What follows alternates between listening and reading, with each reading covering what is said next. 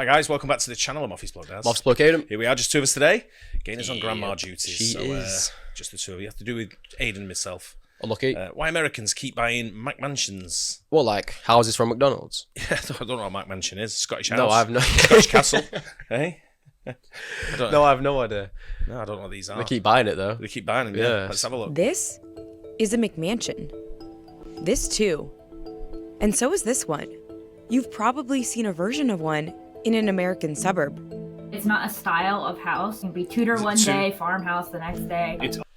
Is it the two peaked roofs that give it the shape of an M next to each other? Yeah, that's what it is. That's the only thing I could see there. I don't know. To me, it looked like just like three houses together, and I don't know. I mean, it's made houses. In three different type of houses made into one. Yeah. I mean, when you look at the size of US houses, like I'm not talking about city houses. If you go to Manhattan or anything like that, their apartments are quite small as well. Like you go in the state of London, go in the area of London, and places like Manchester, they're quite small.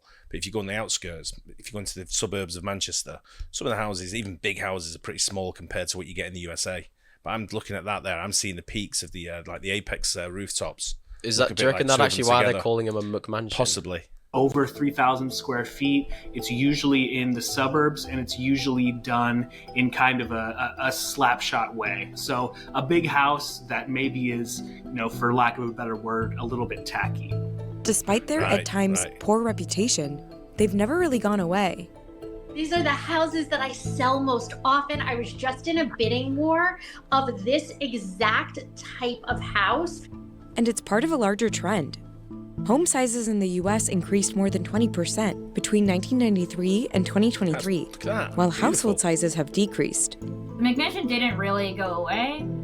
It's just that we started viewing housing in a different way. People are making money on McMansions, but are they making as much money as they could have made on a different type of home for the same price point? And that's sort of a different question. So how did McMansions become so popular? And if they are considered a bad investment, why do Americans keep buying them? I'm still quite confused of what they actually are. It's just like to me, it looks like the house that's been done extreme, like in like a big mansion sort of style that doesn't really suit the neighborhood that it's in. Right. Okay. Is what it's like what they were saying.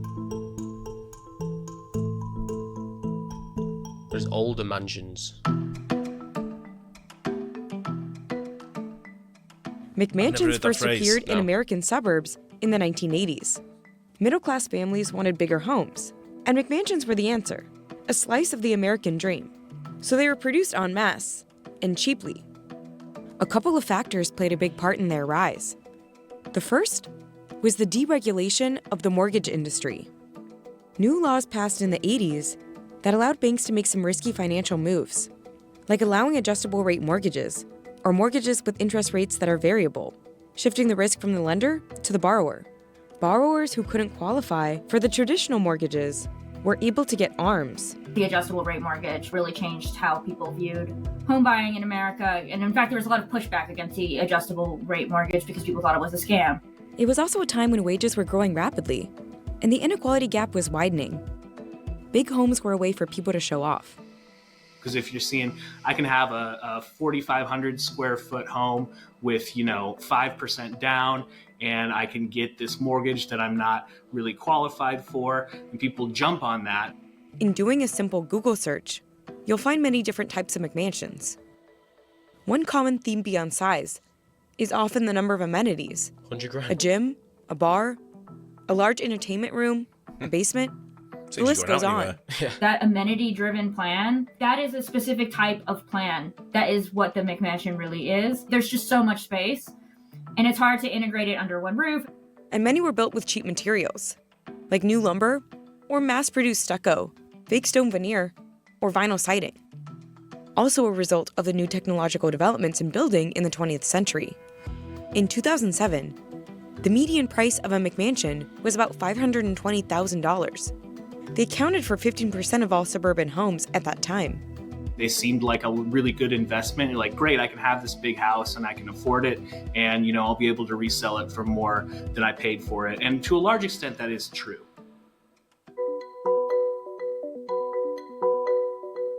The American financial system is rocked to its foundation as top Wall Street institutions topple under a mountain of debt. The abundance of subprime mortgages and low interest rates came to a screeching halt in September 2007. As interest rates rose, many borrowers couldn't afford their higher monthly payments, and therefore defaulted on their loans.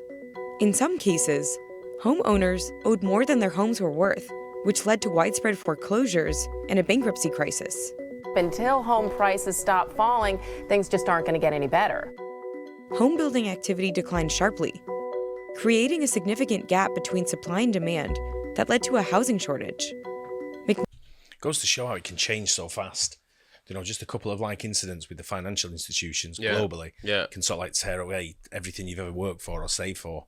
You know, we had it similar. Was it last year? I think the year before, when the interest rates went so high, and everyone's mortgages was coming to like the end of the fixed rate was coming to like an adjustable rate, and that some of the mortgages I know people were saying I've got to find an extra £700 a month on my mortgage as of next month because it's going. You know, and one of the lads who used to work here, he was the same. He come to me, he was like, I don't know what I'm going to do. He said my mortgage is going to triple overnight. Yeah. He said, you know, and he said, obviously I'm not going to get triple wages overnight. I said, it doesn't work like that. Exactly.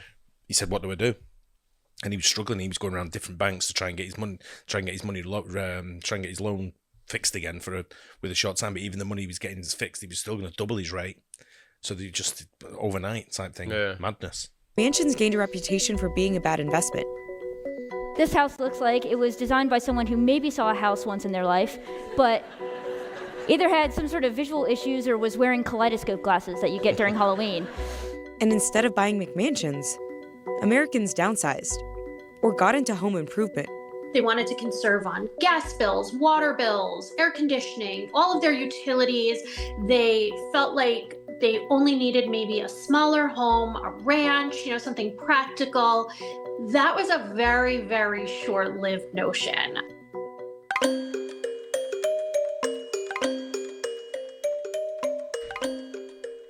Buyers eventually came around. According to Realtor.com, McMansions represented up to a quarter of all home sales in the years leading up to the pandemic. The trend accelerated in the years since. Yet it's become harder to afford a home than ever before. Mortgage rates in 2025 will likely remain high, while home prices have skyrocketed. Construction costs have inflated too. Building a home is incredibly pricey. Prices are expected to rise even more, with potential tariffs imposed by the Trump administration. And that's helped McMansions. They are becoming the choice of first-time home buyers who don't want a 1960s split level, but can't maybe go into the price bracket of a new construction home. McMansions have in fact appreciated at nearly the same rate as regular homes when looking at Zillow data. Though it's important to note that Zillow doesn't break out a McMansion from other 5-bedroom homes.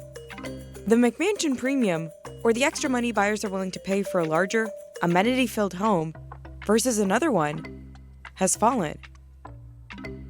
If you are stuck in the middle of the city with a large family and you're just out of space and looking for a larger home, but maybe the stuff near you isn't as affordable and the stuff that's big enough that's being built right now isn't affordable, then this is a good opportunity for you. McMansions are less than 20% of all home sales. In Bergen County, New Jersey, one of the most sought-after real estate markets outside the New York City metro, Rubenstein says McMansions are as popular as any other house. Even these houses are getting multiple offers. I bid myself for a client $100,000 over ask, and there were many offers above. Wow. Experts say their investment value is determined on a case-by-case basis. McMansions located near cities appreciate better than ones further out in the suburbs. The desirability of the zip code matters too, of course. If they're really far out from the city and really just like in a completely amenity poor area, then yeah, they sit on the market forever because no one wants to drive 20 minutes to go to the grocery store. I really don't think it's about the house itself. I really think it's about, the location, buying in a place that people are going to want to buy in 5 or 10 years. It also hinges on the construction. Some of these large homes with large yards that need maintenance, with maybe lower quality building materials that need to be replaced, can have a higher cost of ownership. Well, I find when you got a bigger house, we're very different at the moment because we've got a very small apartment. Yeah, I'm not really a fan of having a massive house. No, but when you do, if you have like one of them big houses there where you say 20 minutes to the grocery store, you've got things like in there. You might have a basement, you might have sort of like rooms that you use. You can stock up on stuff. So exactly. I do a daily trip to number one, we work right next door to a supermarket. So it's easy for me just to walk past that supermarket to where my car's parked and stop in and get something for dinner and stock up on anything to do. It's just daily bags, and I've got one bag at a time. Whereas there you go and you can fill your car up and get 2, 3, 4 weeks kind of work of groceries. Yeah, and you have places with refrigerators or freezers. You can sort of store because you've got plenty of room to do it in sort of thing. Whereas when you live somewhere where it's a little bit more tighter, you don't. I guess the smaller places you're going to be more city sort of like based anyway. Yeah. Sort of thing. So you can walk down and just grab a daily bag. Whereas there you go in, if you're 20 minutes drive away from the supermarket, you're not going every day. No, you shouldn't be anyway. No chance. Yeah, but if there was a bar 20 minutes away, then it's like, oh yeah, I'd walk. I'd be all right with that. Yeah. Ownership, and something that was built a little more sturdy and built to last. Some McMansions do take a price cut, as the more unique amenities like a fake river in a living room or a movie theater aren't for everyone. And any home older than 20 years will likely need repairs. Yet it will be especially crucial in 2025 to evaluate just how much maintenance a home will need. New tariffs on steel and aluminum, a volatile economy, and crackdowns on immigration are expected to make construction even more pricey. If there's a lot to fix, a McMansion would be a terrible investment, even if the price per square foot is relatively low in comparison. Buying a home is seldom a bad investment. And even when it is kind of a tacky suburban McMansion, what we're seeing across the market at all price tiers and size tiers is an increase in price reductions right now. So for buyers, if you're looking to get into a bigger home, these McMansions might be a good option. I think the only ones that have not held their value as well are the ones that look like you walk in and you're like, okay, it's 1995. Yeah. So people don't want to be transported back in time. They want something that's been maintained. People want a new construction house. To be fair, there'll be a lot of people that would prefer to live in a house like that. There is, and it's you're talking from a perspective of an Englishman's perspective, where we don't really have. I mean, we do have big houses, obviously, but the big houses over here. No, it's more of the fact that they said like they would want newer builds. I don't think that's also true. One of my mates came up to me the other day, and he's like, "Hey, is there any houses in your building?" And I went, "Why?" And he went, "I'm looking for a new house, a new apartment, but you know what I'm like? I want mega trendy, mega modern." He said, "I know your building's got all that." He said, so, and I was like, nah, no space, mate.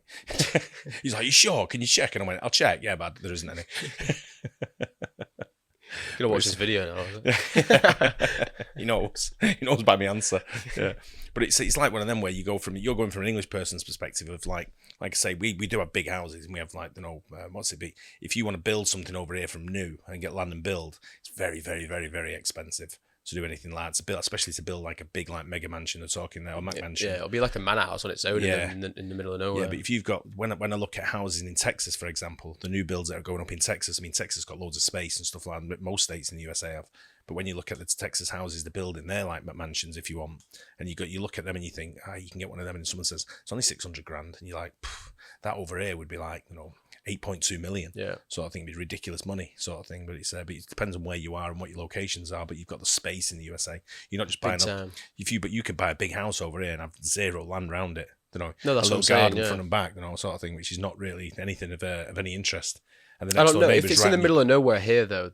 The surrounding place would be nice. Yeah, I mean, we've got my mate who's got that farm sort of thing, and he's got that big farm sort of like area, and he's got, I don't know how many acres there is surrounding him, sort of, you can't even see anywhere around him sort of thing. But at the same time, you've got the other ones where you go into other people's homes where we know we've got these big houses where they've got no land. It's like, no, it's nothing. And the neighbour's looking right down on you from different sides. Yeah. And you're like, they're £1 million houses. And you're like, it's not, no chance. They're not that big. When you go inside, 4 bedroom, very small sort of thing. That's the way they're building them in the UK at the moment. Yeah. Just seem to be building for speed rather than design. Yeah. Whereas I think it's very different in the USA. But some of them houses look beautiful. I think they look stunning. But again, they don't know how long they're going to last for. Yeah. Anyway, hope you guys enjoyed that. Don't forget to like and subscribe. We'll see you in the next one. Cheers. Cheers.